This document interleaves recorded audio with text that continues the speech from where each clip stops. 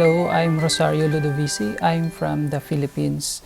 I am working in the Philippine Statistics Authority for 8 years. My job there is a price statistician. My specialty is on price statistics like methodologies in compiling, generating, and producing of consumer price index, producer price index, wholesale price index, and other related indices related to prices. So before I came here, I am working for 8 years in the agency until I found the scholarship about KOICA scholarship program and one of the government website in the Philippines. And then I started to research how to requirements, how to apply the procedures of application, and then in 2021, I decided to apply. Although at that time the pandemic already broke out, so it's hard for me to do my application process. So it takes longer time to complete and to go here. There are challenges like securing documents from offices and then securing approval from my offices too. So it will be a hard time for me, and I'm glad that KOICA and KNU give more time for me to accomplish those requirements. And I've been here. They are waiting for me for until at the October last year. So when I came here, I started to learn the Korean culture, where the culture can be seen in their food, the people, the history. So where that part, we can see that back home through K-dramas and movies, but going here is a different experience, so because you are personally experience those things. So for example, the food, at first, honestly, I cannot appreciate because the foods are most of the foods are spicy, but later on I adapt that taste, and then I appreciate that eating kimchi is it's better I expected. So like for example also, although samgyeopsal is very popular in the Philippines, it's almost everywhere, but trying also another foods here like the kalbi and other soups, different kinds of soups. So it's a different experience. Now, adding to that is what I experienced in this program are what I learned from this program in terms of economics and rural development, especially during the field trips. I know and I experience how government offices, private offices like agricultural cooperatives are working together to make farmers or the small-scale farmers to be included in the value chain. So, say for example, when we go to the RDA, Rural Development Offices, I observed that the role of those offices from the national level going to the provincial level and then at the local level, their roles are interconnected, meaning the national office, they provide those inputs or those research, for example, are applied into the grassroots like the farmer levels.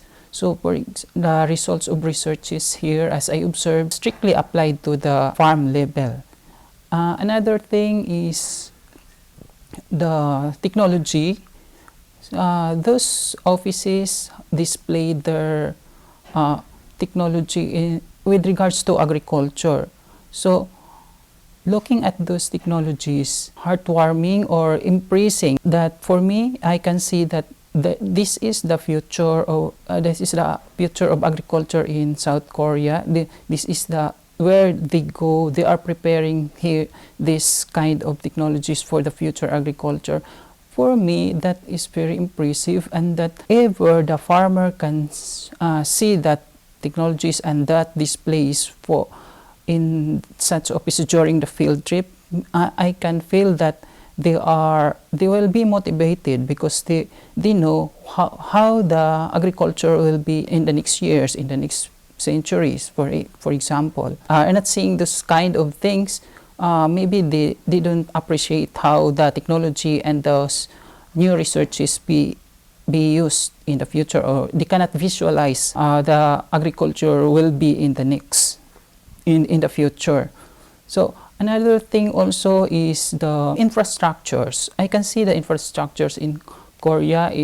For example, the road networks are well connected from urban areas into rural areas. Like, for example, when we visit Juguri, which is a very remote area, but infrastructures, road infrastructures, utilities like electricity, water are existing, and then communications exist in that remote area. So it can feel that even in the remote area, people are experiencing this kind of utilities. So they are not isolated anymore. They are well connected from the urban areas. So that is also the point where I can see that why farmers in South Korea is more empowered as compared to my hometown, where because they have the capacity to produce and to deliver their produce because they are not isolated. They have the facilities and the machineries. So another thing is the mechanization of farms. As I can see,